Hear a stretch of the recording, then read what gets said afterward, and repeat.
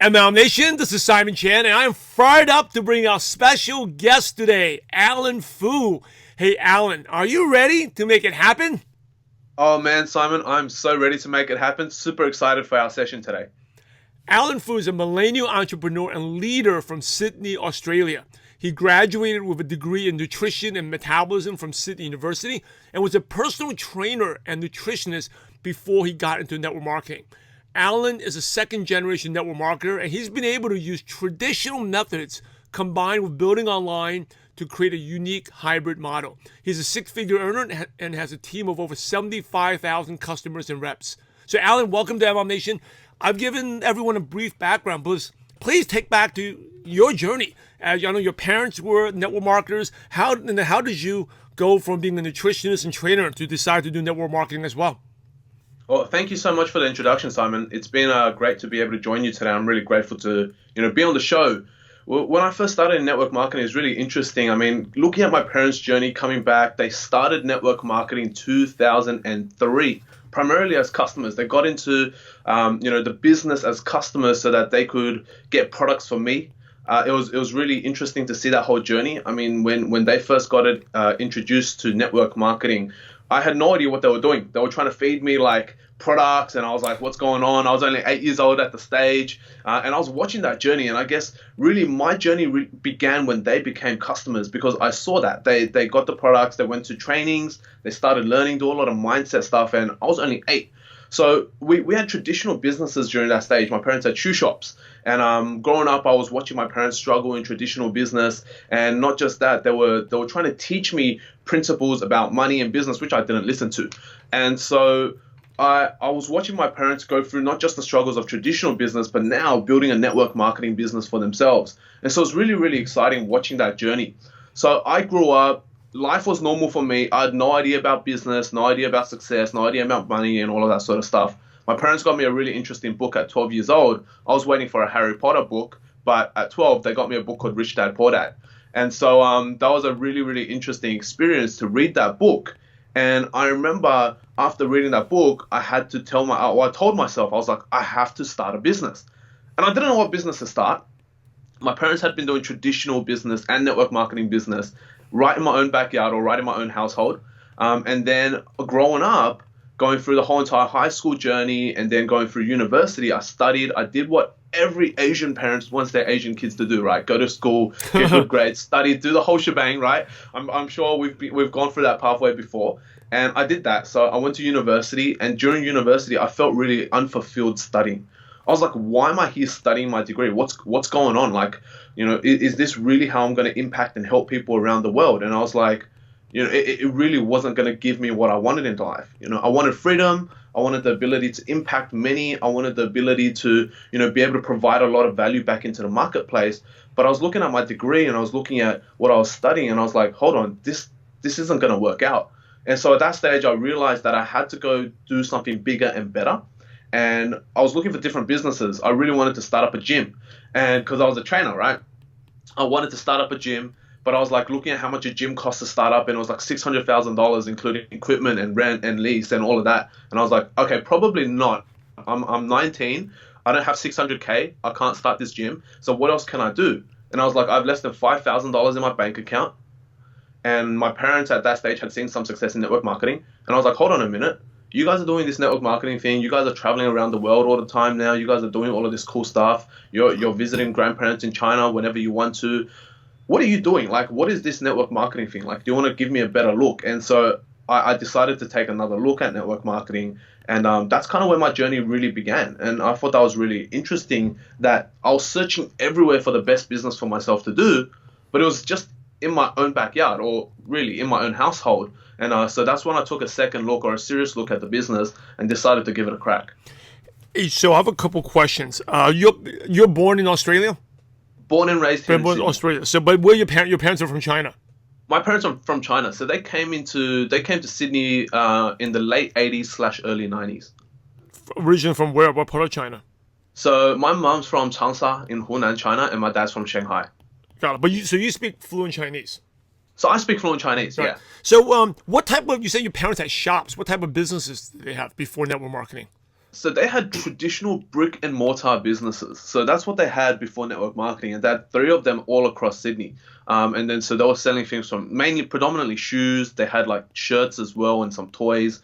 But they started off selling on the side of a road. My Huh. parents saved up enough money. When they came to Australia, no English, nothing. They were working like small jobs, odd jobs, sometimes making less than $1 an hour.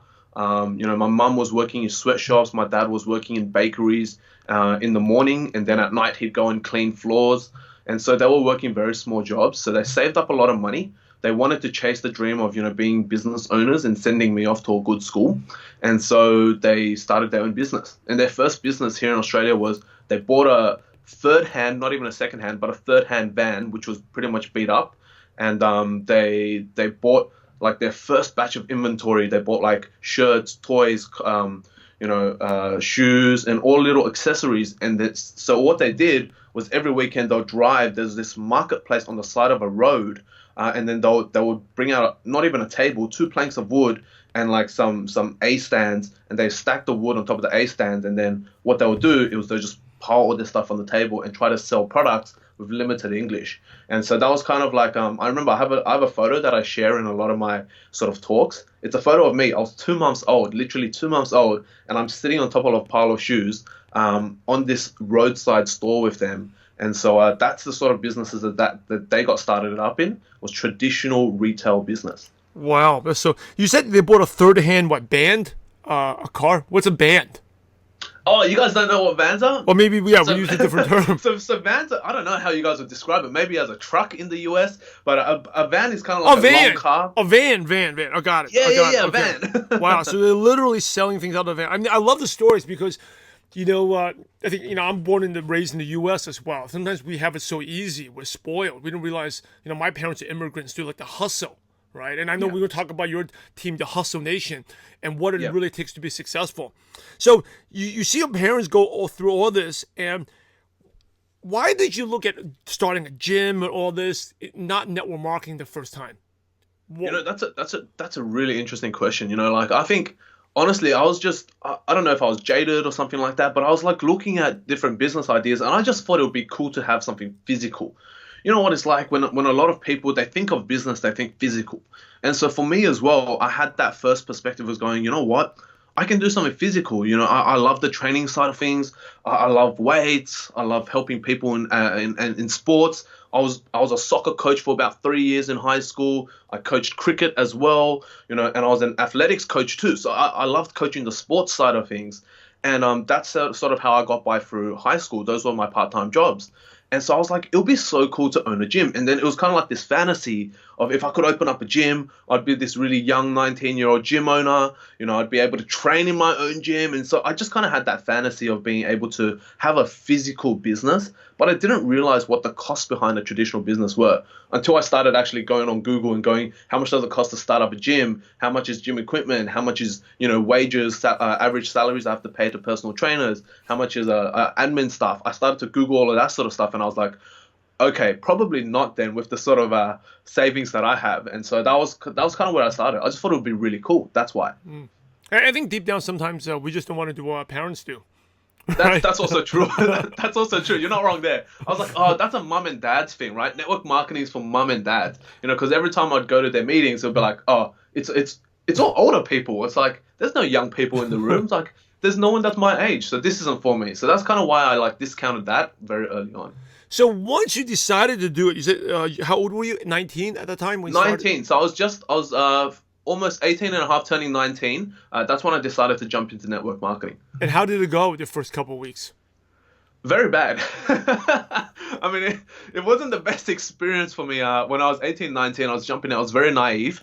Not only very naive, I had a massive ego. So a little bit of a backstory on my upbringing was, I went to a very top-rated high school here in Australia. So I went to a high school called Sydney Boys High School. It's one of the best high schools here in Australia academically. And so I thought I was really smart. Going into it, I had a massive ego. I'd worked my way up through hard work into becoming a top-level athlete in the state as well. And so I was like, you know what? I'm young, I'm driven, I'm hungry, I'm smart, I've got this. This is going to be easy. That was my thought process going into the business at first. I was like, I don't need to listen to my parents. They're old. Their methods aren't going to work. It's okay. Who needs to listen to parents? I'll figure it out. I'm smarter than them anyway, right? That was the sort of mindset I had going into the business at first. So, I didn't want to listen to anyone. They were like, oh, let us help you. Let's give you some advice. Let us do some training with you. Come to the trainings with us on the weekend. I was like, Mom, Dad, don't worry about it. I'm young. I've got social media. I know what I'm doing. Like, I've got this, right? So I would say the first 2 years in business was very, very tough. If I remember correctly, it took me probably, 6 or 7 weeks before I got my first commission check. And then after that, it was very, very, very inconsistent. I was struggling to make sales. I was struggling to recruit and retain my team. And it was good for me because after 6 weeks, I had some of my best friends join me, and that was great because a lot of people don't have their friends join them in the beginning of the business. But I had a few of my best friends join me, and that was fun. I thought I was on top of the world. I was gonna make it happen. I had a team of like 4 people. They're all my best friends. The idea was like, yeah, we're gonna be successful together. We're gonna do this together. If we're gonna be in it, we're gonna be in it together. And so that was kind of like the first couple of weeks. Then I realized that I couldn't duplicate. I realized I couldn't teach them. I couldn't train them. They weren't listening to me. They're like, why should we listen to you? We're trying to set up trainings. They wouldn't come to trainings. And then we were trying to get creative. And so that was kind of like what the first 1 to 2 years was really experimentation phase, going through a lot of failures, learning that your ego is not your amigo, learning that, it's not fun to try to just work out things on your own when there are a lot of proven systems around you. And it's probably a good idea to listen to your parents, even though, they're your parents, but like, hey, they've been in the industry at that stage for maybe about, how long then? It would have been 03, 6, 14, about 11 years. They would have been in the industry for about 11 years at that stage. So I was like, oh, maybe it was a good idea to listen to my parents. But yeah, first 2 years of the business was tough. I was in, I was out, I was in, I was out. I kind of quit and I kind of came back in, then I kind of quit again. And I was like, it was tough. I mean, because I had uni full time and I had this as well. So, what was the turning point? What made you? What happened? It's a great question. The turning point for me, honestly, I think it was in the first 2 years of building business for myself. I was going to uni full time. I was a science student, so I studied my bachelor's of science. And going to Sydney University at that stage, we were doing 40-hour contact weeks. So it was 40 hours a week at university. I was also working 3 part-time jobs. So I was managing a frozen yogurt store at that time. I was a tutor on the side, and I did personal training as well. So I was working 3 jobs, and I had my new network marketing business that I was trying to work on as well. And the turning point for me really came, and it was actually really interesting. It was the end of first year university. It was second semester, end of first year university. I had started my business in the first half of the year. Second semester, I built out my team. We had about 6 people on the team at that stage. It was going great. We were starting to make a little bit of sales here and there. We actually got 3-way meetings set up, and we figured out how to get a 3-way meeting between my associates and me. And so that was really exciting. Things were going good. And then one day we did, I like to mix things up, and I took my team out once a fortnight to the park, and we would do an outdoor training session. We'd do like a fitness session, then we'd do a mindset session afterwards. And I remember it was one of my best friends. He comes up to me and he's like, Alan, I don't know if this is something for me anymore. And that moment really shook me. I'm like, what do you mean? You're my best friend. Like we're gonna do this together. We're gonna be successful together, right? And he's like, Alan, I just don't know, man. I'm gonna change my uni degrees. I don't like my uni degree. I'm not sure if I can commit to training anymore. I just want to kind of live in the moment. I just want to enjoy my life right now. I don't know if I really want to focus on business or anything like that. And so he came to me and he said that he's like, I'm dropping out. And as soon as he dropped out, well, the Jones effect happened and everyone else dropped out. And so essentially in that week, I lost my entire team. They all dropped out. And I know it wasn't a big team, but I lost my entire team. That was my first time going through that experience. And guess what? At the end of that week, we got our university results back as well. And for the whole entire year, I was studying 10 units at university. And on my transcript, I'd failed 7 of them. And my average WAM for that year of university was in the 30s. So, it wasn't really the best, and it was something that I was quite embarrassed about. Even to now, my parents don't know. And I hopefully they Until don't now, listen to the podcast. until you listen to this. Even till now, they don't know that I failed 7 out of 10 units in my first year of uni. And that same week, I got a letter from the Chancellor of Sydney University. And that letter, I was like, you know what? And still, my ego was playing on me. I was like, you know what? This could be cool. I came from a good high school. Maybe they just delayed it. This could be a scholarship letter or something like that. I open up the letter. To my surprise, it was at the opposite of a scholarship letter. and it says, Alan, if you fail one more unit, we're kicking you out of university. We're kicking you out of your degree. So that was my biggest turning point in my life to go, okay, if I'm going to do something, I've got to do it seriously, one, and two, it's like I've got to do it properly. And so from that moment, I kind of like sat on the back burners a bit. I was like, do I want to pursue my network marketing business, or do I want to go back and finish university, do what it takes to make my parents proud in that sense, to show them that I can finish my degree. And that's when it really reminded me, when my parents told me, if you're going to do something, do it right and finish it. And so at that moment, that was a big turning point. I had to make that decision. So I was like, you know what? Let's put the network marketing business on the back burner. Let's go into university full time. Let's finish off this degree. Let's not get distracted. Let's bring those marks up. From an average of 30, 32 roughly at that stage to a credit average is very, very difficult. So I was like, okay, you know what? Let's focus on uni a bit, do that. And then, so that was kind of the first time where I dropped out of network marketing for a while. I probably dropped out for about a year at that stage. And afterwards, I decided to come in. And this time, it was a whole different focus. It wasn't about building up a team, developing training, anything like that. The second time I came back into network marketing, it was focus on sales only. I was going to focus on, how do I sell products?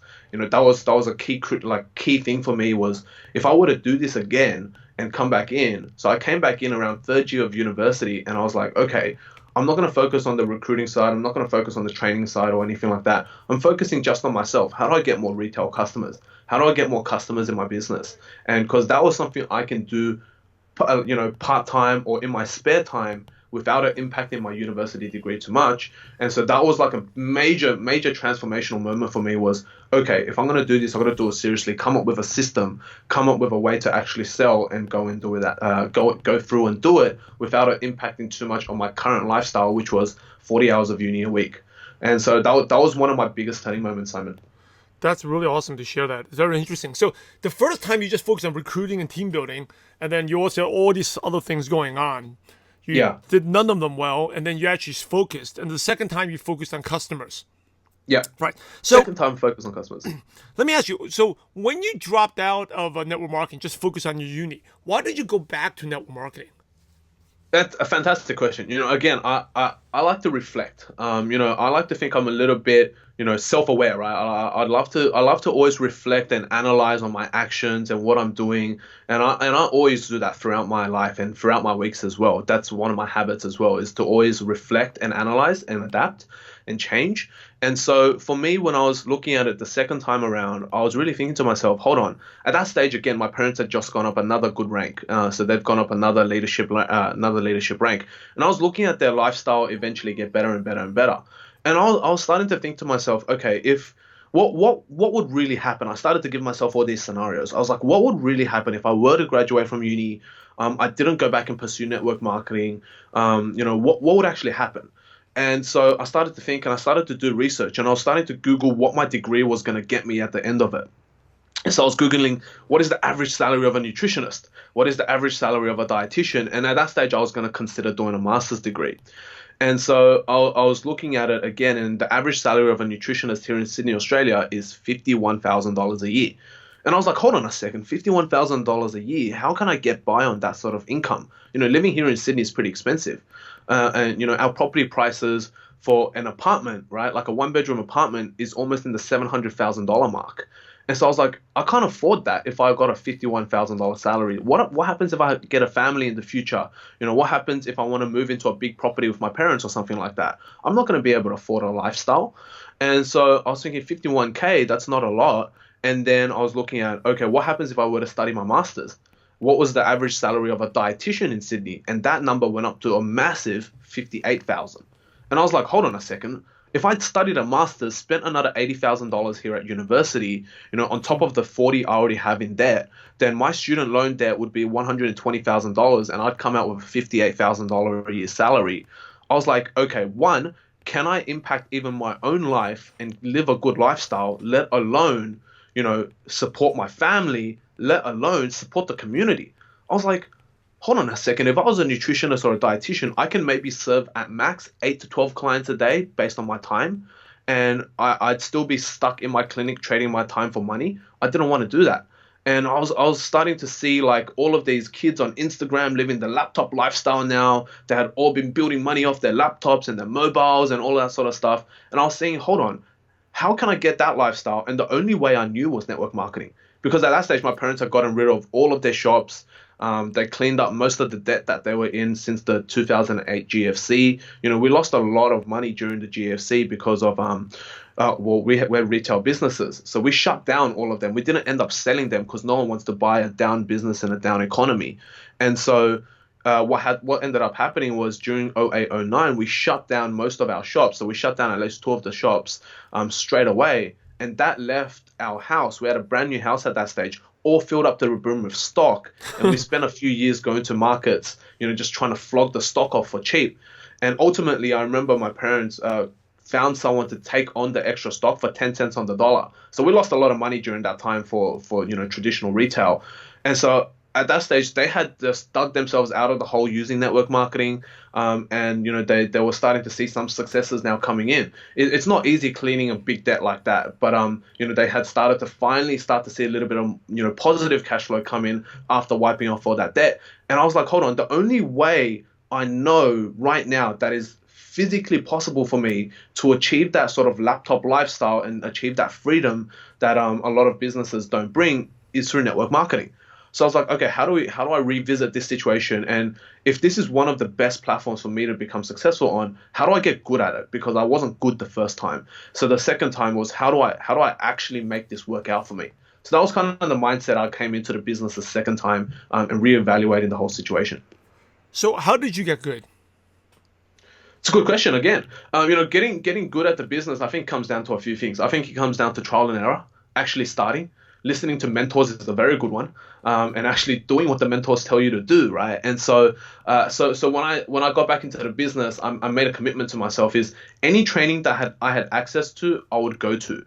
That's when I stumbled around different podcasts. That's when I found different trainings that were going around, around Sydney. I reached out to other leaders who had no idea who I was. I was like, can I come and join your trainings? Can I sit in? Can I listen? All of that sort of stuff. I reached out to everyone, whoever would listen to me, and whoever could help me, I would take on their advice and do it. And so ultimately, it just came down to listening to that advice or listening to the training and then actually implementing on it. I think that's where we get stuck a lot of the times as new reps is we're overwhelmed with all this training. It's great, but then we don't take the action. So I was like, you know what, stuff it. Let's go take action. Let's do it whenever. At that stage, I was working part-time in a gym. I was kind of managing a gym, and I was like, okay, let's put it to the test. Everything I'm learning, I'm going to test it out in the gym with all the clients that are coming through the door. Their fitness, they probably like the products that I'm going to sell. Let's test it. On every gym member that comes in, I'll try to build rapport with them, learn how to, form HD them, try to figure out their pain points, do all of that sort of stuff, and put all of what I'm learning into practice, because I had a constant flow of people coming into the gym, and I was like, why not, right? And so the second time around, it was all about putting everything I learned into practice, really dropping my, ego down and taking a more humble position, going no matter what rank you are in the company, no matter how new you are in the company, I would be able to learn from you and I would have something to learn from you. I gave myself this sort of mindset, which was every single person I speak to and meet, I would take away 1 point from them that would build onto me as a person. And that would allow me to then take myself to the next level. And so every single time I was speaking to someone, I was always taking one specific action point out of what they were telling me, and I would go and do it. And that was it. I wasn't going to hesitate. I was just going to straight do it. Even if I felt uncomfortable, I was going to do it. And that's really what the fundamentals for me getting to where I am is just really listening to this new information and testing, figuring out if it's going to work for me and my style, and then making sure I continually, deliberately practice on that to make it good. That is great nuggets there. ML Nation, did you get that? Take an action point, take one thing from something you learn, and then you take action and do it. I think a lot of you, if you're stuck, you may be learning a lot, but you're not taking the action. And the real knowledge is when what Alan's talking about, taking action and implementing it. So I remember, we did an MLM Nation event a couple years ago, and you were like out late working with your team members, but you still showed up bright and early for that event. Absolutely, absolutely. I remember that. That was, I think, going back maybe 1 or 2 years now. At the MLM Nation event, I remember rocking up, and yeah, we were doing team events all night and then all day in the morning as well. And I was like, yep, I got to go see Simon, so I got to come down because I'd been listening to your podcast for a long time. I think you're probably one of the first podcasts that I got into. I was listening to a lot of mindset podcasts and all of that sort of stuff. And yours was the industry specific podcast that I had chosen to listen to. I remember that second year when I came back in as well. This was probably when the podcast was still in the hundreds or so episodes. And then I got in. I was just listening to podcasts every day. I'm like, I need this. This is great. Every single day I would listen to at least 3 or 4 podcasts from you. And I was like, I'll put them on repeat in the car everywhere I was driving. I'll take notes on my phone. And even today, I still have some of the notes on my phone from like some of the episodes that I've listened to. So it was really good. And so I was like, you know what? Simon's here in Sydney. I've got to go visit him. So I did whatever it took and I had to come and see you. And that was cool. Now you're on the show impacting others. Oh, I know. It's amazing, right? I love that. And I always like to talk about this to all the people that I get to speak with is I remember that first year I got into network marketing, there was a keynote speaker from the company that I'm with. He was on stage. He was young. He was like 25. He studied a similar sort of degree as me, a nutrition degree. He was from Melbourne, Australia. And he's been on your show as well. And when I saw him, that was the first time I was like to my eyes. I told myself, this guy's young, he's Aussie, he's a nutritionist, he's done it, I can do it too. And that was the day I had belief in myself that this was possible. And I told myself, one day I'm going to speak on stage with him. So I went and took a photo with him and backstage. I worked my way into backstage, took a photo with him, and I told him, one day I'm going to speak on stage with you. And I remember coming back into network marketing and working up a few years. And then we had the opportunity to run an event together. And now we're good friends. And so I always tell people, if you can envision it, if you can see it, and you have absolute belief in yourself, you're going to get it. Like, I don't know what else to say. It took me 4 or 5 years to get myself to be able to stand on the same stage as that guy that was on the stage that inspired me the first time I ever went to an international event. So I was like, you know what? If he can do it, I can do it. If he can do it, I want to do an event with him. Not just that, but I want to speak on the same stages as him. I want to speak at an international event just like he did. I want to do what he did at 25. And so I think a lot of what it comes down to is being able to believe that what you want is possible and actually going out and doing that. So I think it's really cool to have that. Yeah. Wait, I have to ask you two questions. Who is that guy? You say I have Louis Q. Oh yeah, very cool. Yeah, Louis Q. That was an awesome episode. He was on one of your earlier episodes, I believe, back going back maybe 200-300 episodes. Yeah, you know what? I remember that episode. That was in my old house 2 houses ago. I still remember he talked about the rejection he faced at that time, this show. Yeah, so big shout out to Louis Q. The other question I need to ask you is, you say you get 1 action point for every person you meet. So what's the 1 action point you got out when you attended the MLM Nation event that I did? Oh, honestly, attending the MLM Nation event, the 1 action point is really, guys, you've got to get down and actually do the work and send out those messages. A lot of us get stuck, right? We get stuck, we're thinking about prospecting, or this guy's too scary. You know what Simon does really well, and this is what I love about everything Simon does with MLM Nation. He sits there and he does it with you. And it's not just he does it with you, but he has very clear action points. And I remember that day when you had the triggers up on the board, which was like, it's time to contact your chicken list, right? And it's like, you've got 10 minutes to contact 10 of your chicken list. This is the script you're going to say. This is what you're going to do. This is what you're going to message. And so a lot of the times I'm sitting there and I'm going, oh, it's actually been a while since I've reached out to my chicken list. That's a good reminder, right? And I was sitting there and everyone else is doing it. I'm like, I can't not do it. And so it's sitting there and actually going through that list. And I remember that day, same thing as well. Doesn't matter if you're a leader, doesn't matter if you're new in the business. There's always times where you're going to be overwhelmed, or there's always times where you're going to be deep in the trenches, doing a lot of the development stuff, or not just the development stuff, but all the small stuff that's not actually income generating.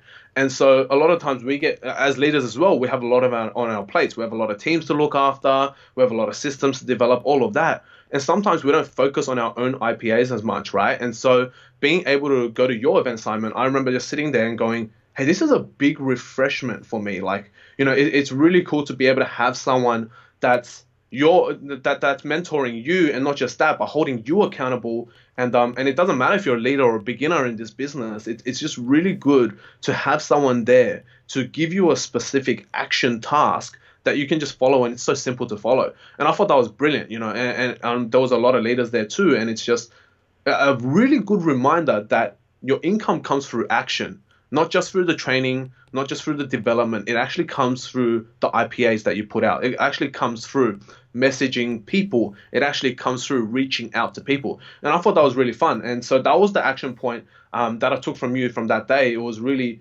have these set sort of sessions where you can maybe prospect together or maybe do reach outs together. And so we've been implementing that. And I've actually been implementing that since I went to that with my team. And so at the beginning of all of our training sessions, we do a 15-minute session together where we go through prospect lists together and support the team in terms of reaching out. So that's one thing I took away and I've actually implemented and we've retained in the team sort of structure. Cool. That's very cool. It's great. I still remember where you sat on the left side, towards the back, because you came in late. I remember that. That's cool. Hey, let's shift gears a little bit. Talk about Hustle Nation. You took like the traditional methods which your parents used, and then you added in your social media because most of your team is very young. So talk about this hybrid marketing. That's a great question. I love that. Hybrid marketing for me, I think, honestly, network marketing has gotten to a stage now where, yes, traditional methods are proven, right? Absolutely proven. And network marketing has predominantly been, and because I've been watching it growing up, I've been watching it now. This is our 17th year in network marketing as a family. So I've been watching the traditional way of doing network marketing my whole entire life. And coming from an Asian background, they really love the offline. They really love the face-to-face meeting, the one-on-ones, the ABCs or the two-on-one meetings, the three-way meetings. They love that sort of stuff, the in-person stuff. And that's where I learned a lot of my fundamentals. A lot of my foundation was in the traditional, which was kind of learning how to speak face-to-face, learning how to build the rapport. But what I realized from a lot of these face-to-face meetings was these meetings lasted an hour. These meetings lasted 2 hours. You turn up at cafes, people didn't turn up, stuff like that. And I started to realize that. But the thing is, you cannot forget about all of these traditional methods, such as the building rapport, such as the face-to-face communication skills, such as finding the pain points, addressing them on the spot, closing on the spot, and doing the face-to-face interaction. Because still, network marketing is a very, very human-to-human business. And I believe it should truly remain so, because that's how we build our networks. Is a network will only grow if they trust and like you and continue to, expand based on that trust, right? And so that was the traditional side of things, watching them and doing a lot of home meetings at home, doing a lot of sort of hotel meetings as well. That entire traditional way of building network marketing, which a lot of companies and reps still use nowadays. And I used that for predominantly the first 2 to 3 years of my business as well. And there's nothing wrong with it. It's just that right now, what I've really realized is using that sort of offline method of building relationship, building rapport, and having strong relationships is fantastic for retention. It's absolutely phenomenal for retention. It's absolutely phenomenal for culture, team building. It's phenomenal for getting referrals as well. And then what I really realized is, okay, that's great, but it's a little bit slower. The way I'm seeing my parents' team, the way I'm seeing, my parents' generation, how they're building the business, it's slightly slower than what I'm seeing from a lot of these new leaders that have been popping out in the industry. And there's been a lot of leaders I've been hearing on your podcast as well. They're getting crazy numbers in their first year, first 3 years. And I'm like, how are they doing that? And you start to realize a lot of them are using a lot of online strategies, whether it's doing like things like sales funnels, or they're making custom videos, or they're using more online tools, or they have set sort of automated systems, and they have like prospecting systems and stuff like that online. And I was just like, okay, that's really cool. Is it possible to combine online strategies with the offline strategies? My parents weren't supportive, weren't against it at first. They were like, kind of, you got to stick to this system. This system's going to work. Trust me, we've been doing this for so long, over a decade. We know that the system works. We know that, you've got to go do this. You've got to spend the time warming them up, building rapport, doing all of that sort of stuff, right? And I was like, okay, cool. That might work for you, but right now it might not work for me and sort of my generation and the way our brains are wired. Because I'm technically a millennial, right? I'm 24 years old. So for me, it's like most of my friends, most of my prospects are going to be from my age category, right? So around 18 to 35 is my sort of target market. And so looking at that, how do their brains work? How do they think? What's the psychology behind their buying decisions? All of that sort of stuff. And so that's when I started to really investigate different social media strategies, different online strategies. And listening to your podcast has really inspired me. Not just that, but seeing a lot of different coaches out there teach different methods. And so I started to, again, like I said, take one thing, practice and trial and error and see what works. And so for me, it really started off with basic social media strategies, like what's the best invitation script, or what's the best prospecting script going out there? What's the best first message sequence? Or, how do I find people? What groups? And, your strategy, CLAM, right, has been brilliant. And now I kind of say it's not CLAM anymore, it's CRAM, because it's not like anymore, but react, right? There's a lot of reactions out there. So I started using CRAM. And I was like, testing all these methods out, and I was like, there has to be a way for the millennial to go through and build a business online, because, well, I don't know if a lot of viewers know this, but a lot of millennials, we just don't like the physical communication. I don't know what it is. I just feel like the millennial communication skills are not as good as our predecessors, the Gen Xers or the baby boomers. And so a lot of us are really scared of doing the physical communication. Obviously, there is going to be the minority like myself who enjoy the physical communication. But the real question was not about answering the minority's problems, but answering the majority's problems. How do we actually get people to use their mobile phones to go out there and actually take action and message, prospect, and do what they needed to do to grow their business? And so first it started off with different scripts, it started off with different things, and then it kind of evolved into, okay, how do we get a presentation system? How do we get how do we qualify people without needing to spend 50 minutes on the phone with them? And started to really grow and evolve, and I started to try and innovate. And so it's really, again, like I said earlier, it's about testing the waters. Always trial and error until you find a sticking point, and test things out, at least for a month out before you figure out what's going to work out for the team. And so the whole idea behind hybrid network marketer comes in as, how do we build with not just speed, but also stability? Because a lot of the times as network marketers, we build with speed and we lose stability, or we build with stability and we lose speed. And so I just wanted to figure out what was the perfect balancing point for my team and our target demographic, and how we were going to do that in a way that was not overwhelming and not difficult for the new rep.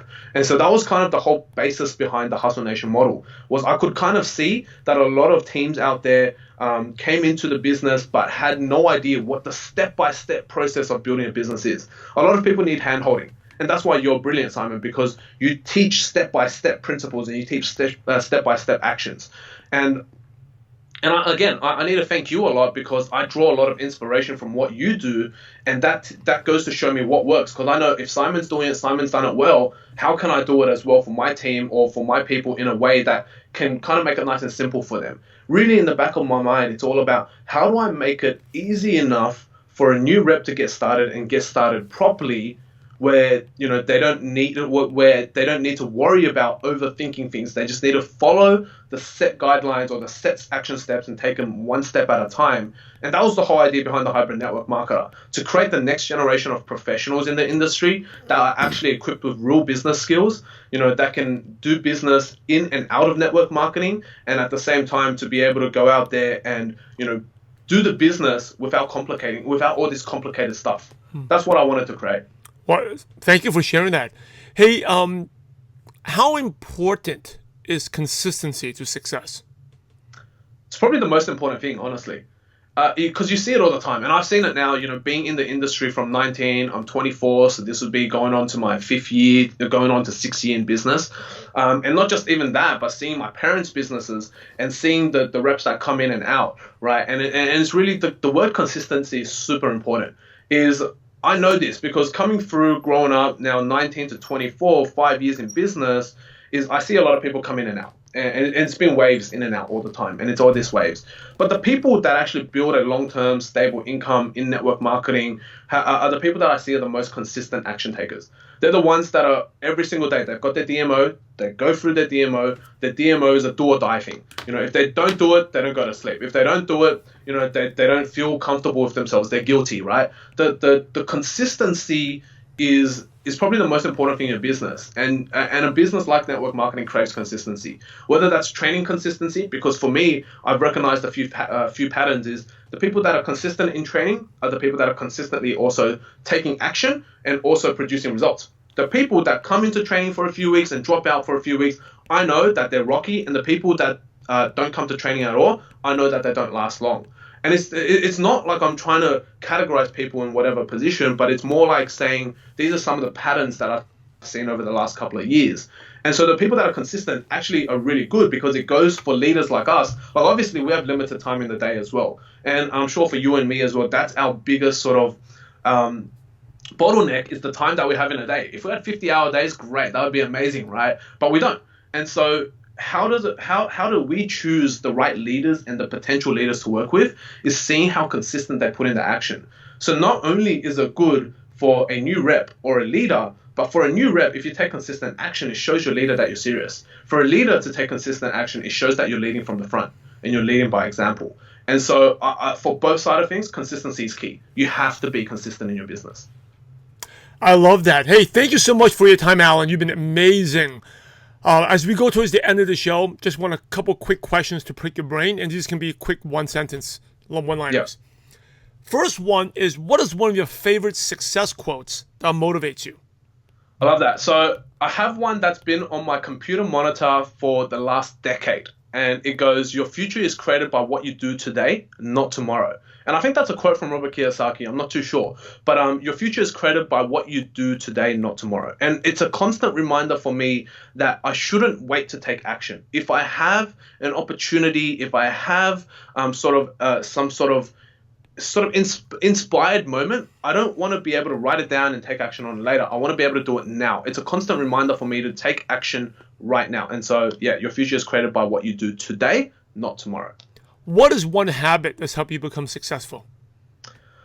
One habit that's helped me really become successful is that self-reflection. And I think that's really important, is a lot of people were going full speed, 100% ahead all the time, that we forget to stop and reflect and see what's going well and what's not going well. Is having the ability to be self-aware about your situation, your actions, your sort of results, and being able to reflect on that and being able to adapt and change directions where needed. That has been my key to success. What's the best piece of advice you ever received? Ooh, that's a good one. Best piece of advice I've ever received is from my mum. She told me, this was probably when I was 14, 15 years old. She told me every single investment, she's like, Alan, every investment you make into anything above your neck will be guaranteed to pay off. And so from that day, I knew how important personal development was, and investing into my knowledge and investing into, different skill sets. So anything above your neck, that's an investment into anything above your neck, will always pay off. Oh, that's good. I've never heard the way explained it before. Cool. What's your favorite prospecting tool? So say you have a qualified prospect. What do you do? Do you send them like a video? Do you do Zoom? Do you talk to them on the phone? What do you like to use? So we like to use two major tools. Zoom is obviously one of the most important tools we have right now. There is no doubt about it. Zoom is so important for talking to a prospect, especially in a time where we can't meet face-to-face. Talking to a prospect through Zoom is very, very powerful, because it still gives us a chance, like me and you, to connect from anywhere around the world. Zoom is one tool. The second tool I have is I've actually created for my own team a kind of like an information package page. So all they need to do is, if you have an interested prospect or a qualified prospect, you send them this package, and that's their first piece of homework, to see if that this prospect is not only serious, but they can actually listen to advice or direction. And so we send them that package, and that package is tracked. So we on the back end get to see if they've actually opened it and seen what's inside of it. Do you have a favorite online resource, like a Dropbox, Evernote, or favorite app on your phone that you could recommend? Absolutely. So I always use the Facebook suite. And that for me is my number one tool, is whether it's Facebook groups, Messenger groups. That's the most important thing. And sharing documents through Google Drive, that's probably been a key player in terms of my whole entire strategy. What's 2 or 3 books you could recommend to ML Nation? So I've been reading a lot of books since going to personal development and learning a lot. My 2 favorite books in the last year or so that I've read has been Jocko Willink's Extreme Ownership and his leadership books. And so he's got quite a few there, and Jocko Willink's books, any of them that I've read so far has been phenomenal. So yeah, leadership strategies and his Extreme Ownership book. Yeah, I love the Extreme Ownership book, especially about the stories when the soldiers are fighting. It's phenomenal. It's really good. Here's the last question, the $1 million question. You ready? I'm ready. I know you know. I know you know it since you listened to the show. So imagine you had to start all over again, and you knew no one. You didn't know your parents. You didn't know a single person. But you had all your current knowledge, skills, and wisdom. What's the first thing you do, or the first place you go to build a network marketing business from scratch? Honestly, I think that answer is so simple right now for me. Like the first thing I'll do is create a social media account on one of the social media platforms. It's like we have so many resources available to us, right? There's 2.5 billion people using Facebook every month. That's a lot of people. If there was one platform I'd jump on and I'd jump onto Facebook, I'd create an account and I'd start to add value with whichever I can into the marketplace. And from there, I start to build a lot of my relationship and network online. Taking that online relationship into a Zoom call, then taking it offline if possible. That would be the exact strategy that I would be using to rebuild my network marketing business if I had to start all over again. Using and leveraging social media to its advantage. You say you would add value. In what ways would you add value? So a lot of people out there are hurting, especially right now in our current situation, right, Simon? So, it's really crazy. There's a lot of things that we have, whether it's through life experience, whether it's through stories, whether it's through even work experience or business experience. There's a lot of things that we as human beings go through that we can add into the market as a lot of valuable pieces for our audience. Everyone out there is searching for a solution for something. Everyone wants a band-aid to whatever pain that they have.